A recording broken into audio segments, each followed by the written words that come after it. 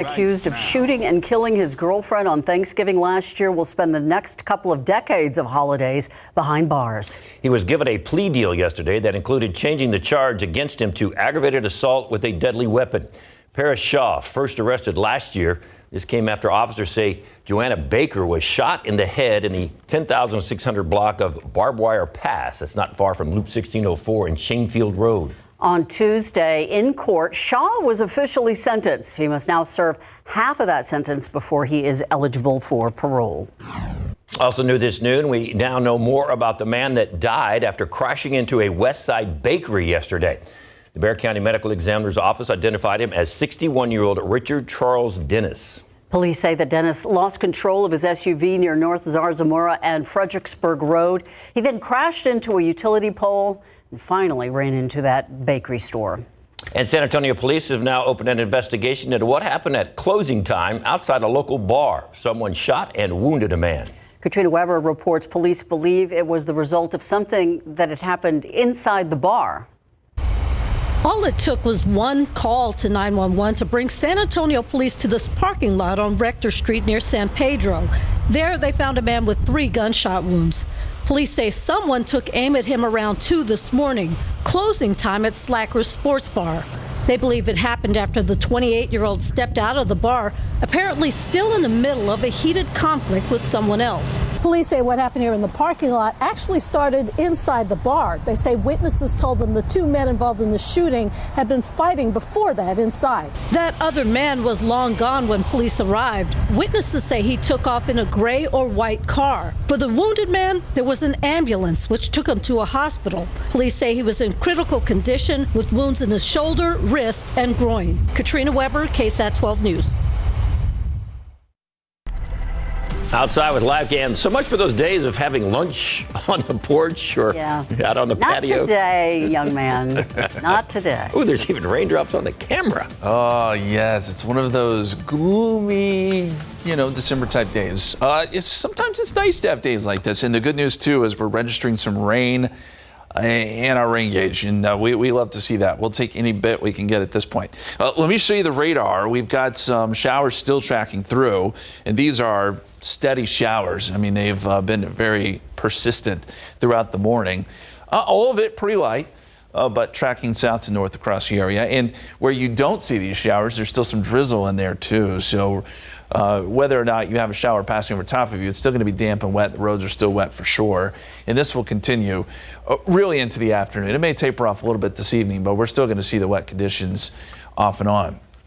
There's a look outside, and yeah, it certainly is damp out there. Temperatures at this hour still holding in the 50s. I don't expect these numbers to move much at all. We'll stay right there at 54, 55 throughout the rest of the afternoon. Seguin 57, Bernie 50, Kerrville 50. We've got an easterly wind. Visibility is down a little bit, but that's just due mainly to that drizzle. So our forecast today, 55 at 3 o'clock, 54, 4 and 5 o'clock. We start to bring rain chances down a little bit, but keep in mind, again, there'll still be some of that mist and drizzly stuff out there. Temperatures pretty much holding steady overnight, too. By tomorrow, we may get a little bit of sun, but rain returns to the forecast on Friday with a cold front. We'll tell you what that means for Friday, what that means for the weekend, too, coming up here in just a couple minutes, guys. Thank you, Justin. As many as 32 units had to come fight a fire at a gentleman's club on the northeast side. The firefighters said it was a tough one because not only did they have to get up on the roof of this building, but then they had to tear through it to get to the fire. Crews tell us the reason why the San Antonio Men's Club has a metal roof, so they had to pull out a lot of tools to get inside. It'll happen near the 410 and I-35 interchange. Fortunately, the fire did not spread and no one was inside at the time, so no one was hurt. SAFD working to figure out what caused that fire. A single shot through an apartment door, an aspiring rapper dead. It's the topic of the latest Texas crime stories. Erica Hernandez and Lee Waldman look at the woman who shot and killed Martel Darion with his own gun.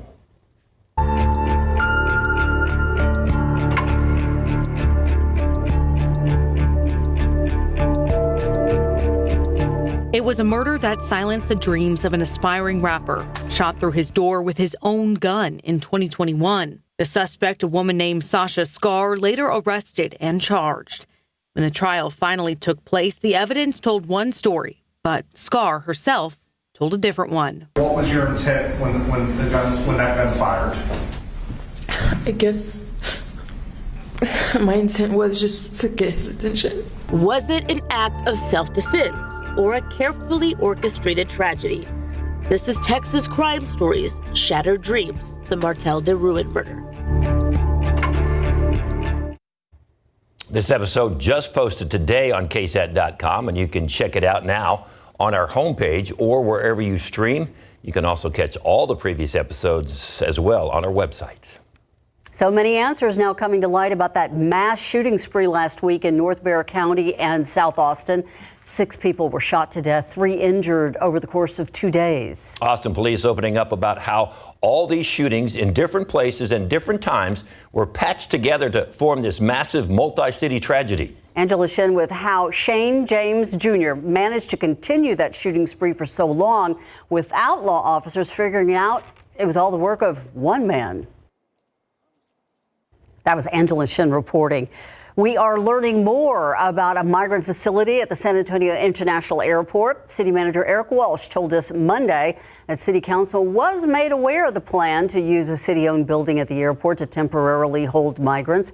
But what about the rest of the city? Well, we have looked, but there does not seem to have been any concerted effort to make the public aware of what was happening. Walsh told us yesterday that staff had sent out written media statements back in May. We asked him if the city should have been more open about what was coming. He told us he believes it was obvious what they were trying to do. I'm offended at the notion that this was a secret or we were hiding individuals. That's offensive.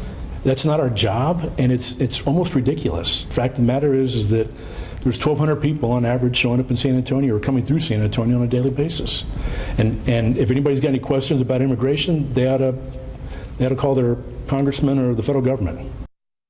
The city manager says the migrants with plane tickets are brought over from the crowded Migrant Resource Center in downtown in San Pedro, and then they are taken to wait in the the airport building.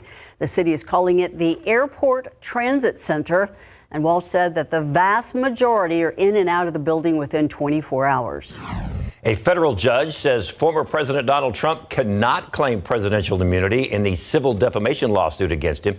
In an attempt to dismiss the case brought on by former magazine columnist E. Jean Carroll, Trump tried to claim presidential immunity, but the judge says he waived it using the defense by not raising it further in the legal proceedings. It's all in the connection with the lawsuit Carroll filed, and in it, she accuses Trump of allegedly defaming her. The civil case is set to go to trial in January. Hunter Biden defying today's congressional subpoena to appear for a private deposition before a House subcommittee, which is digging into his international business dealings.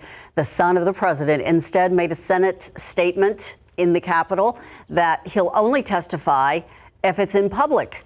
Hunter Biden accuses Republicans of not wanting an open process that would, quote, expose their baseless inquiry, end quote. And in the depths of my addiction, I was extremely irresponsible with my finances. But to suggest that is grounds for an impeachment inquiry is beyond the absurd. It's shameless. There is no evidence to support the allegations that my father was financially involved in my business because it did not happen. However, the House GOP says it's only following where the facts are leading the investigators. They allege Hunter Biden was running a multi-million-dollar scheme to use the president's name and office to governments and businesses alike. The House now plans to hold Hunter Biden in contempt for ignoring the subpoena, and they are threatening an impeachment vote this afternoon for Joe Biden. We're disappointed that he didn't show up. I mean, he was just across the way at the Capitol. What we want is the facts. And the way you get the facts in every single investigation I've been involved in is you bring people in for an interview behind closed doors where you can get those facts. Today, again, the House expected to vote on whether to formalize the impeachment inquiry into President Biden.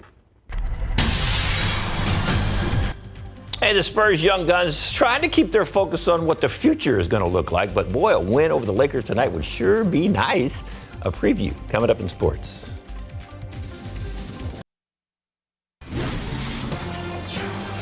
We're one step closer to the newest terminal at San Antonio International Airport. City Council greenlighting a $1 billion deal with Hensel Phelps Construction Company. They'll work with architects and oversee most of the work in the building. The newest terminal is on the way. Architects have already started designing the 17-gate expansion. Construction on the new terminal expected to start late next year. All right, how about this? A Central Texas woman's Buc-ee's gingerbread house going viral. She came up with the idea after making a pit stop at one of the convenience stores. The gingerbread house is modeled after the Bastrop location. It not only includes the store and gas pumps, but also toy cars. There's even a dog yard. Santa's sleigh is blasting off for the roof. I did not see any beaver nuggets anywhere in sight, though, so is that really that authentic without the beaver nuggets? And the kids run into the bathroom? Yeah. Yeah. The long lines for the gas? No parking spots? That's pretty cool, though. Yeah, Good it is. job. Very talented. Yeah. So that took some time. As we look outside for you, we've got some showers still come down, still wet scenario out there. And the aquifer is up a tenth of a foot today to 637.9. In your pollen count, Mountain Cedar comes up into the moderate category. It's at 350. We make it a double whammy here because with the dreary conditions today, molds likely jump up as well. So be aware if those are the kind of allergens that get to you. When is our next rain chance? What does the weekend look like? We'll look at all of it coming up.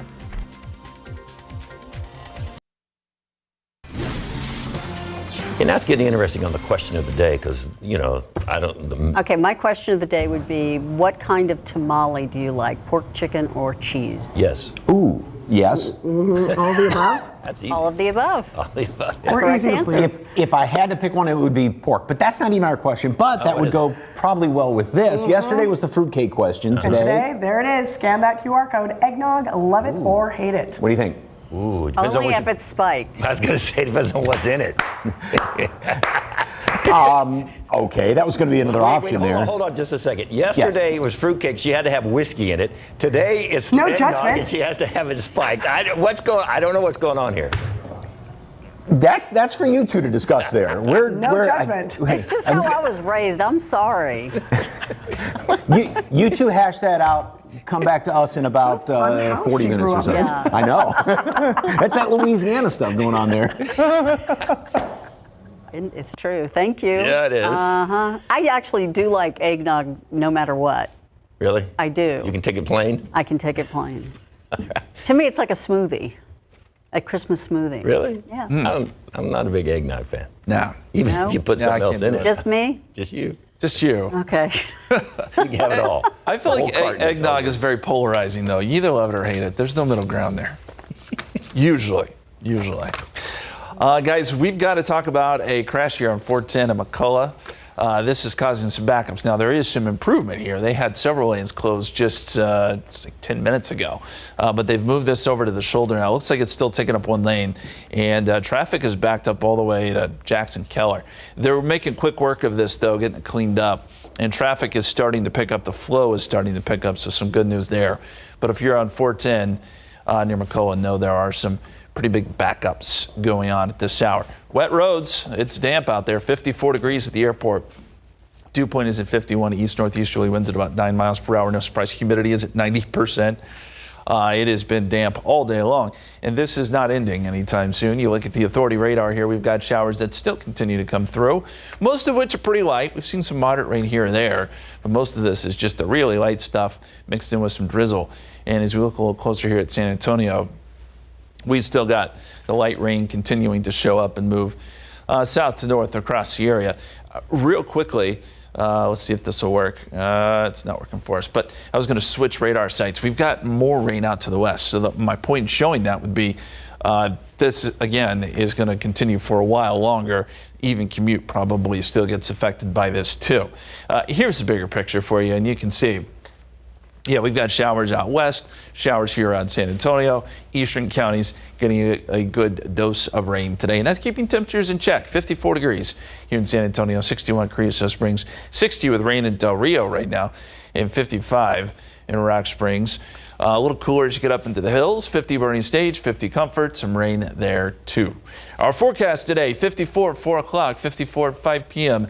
Rain chances do start to taper a little bit as we get into tonight. Still may see some drizzle, but the shower activity should start to decline. Temperatures will fall eventually into the upper 40s by tomorrow morning. And we'll have, I think, a quieter radar to start our Thursday. Still, we'll see a couple of showers here and there. This is 7 a.m. tomorrow morning. A few showers out west. And I think we'll see a few showers throughout today, but the coverage will be less, 20%. That's what we're shooting for on Thursday. Then it picks back up again on Friday because our storm system starts to move in. So by 7 a.m., we're starting to get a broken line of showers and maybe a rumble of thunder. This moves through pretty quickly, and the kind of sad part about all this is that the storm system that's producing this moves a little bit further north, so we miss out on the really good rain. Honestly, I don't know that we're going to see a lot out of this, but some showers, again, maybe a few rumbles of thunder through midday, and then this will push east. We'll start to get a little bit of clearing, but that clearing really kicks in on Saturday, and we'll get some cooler weather along with some gusty northerly winds behind this system. Rainfall potential, most of it's going to be in the Texas Panhandle where they could see 2 inches plus. Around here, we're talking 1/10 of an inch to 1/2 an inch, and we've picked up nearly 1/10 of an inch of rain today. It's been light, but it's added up. So we'll add a little bit more to that on Friday. As far as the weekend is concerned, if you're planning your weekend out, 60 on Saturday, it will be windy. 65 Sunday, it'll be beautiful with mostly sunny skies and some cool, crisp mornings. Next few days, there are the rain chances. We're still going with 60% on Friday, 62. 60 on Saturday, 65 Sunday, as we showed you, and then warming up quite a bit as we get into next week. Oh, yeah. In for a few days of fun. Yeah. Speaking of fun, we're going to take you to the gym for some girls' high school hoop action.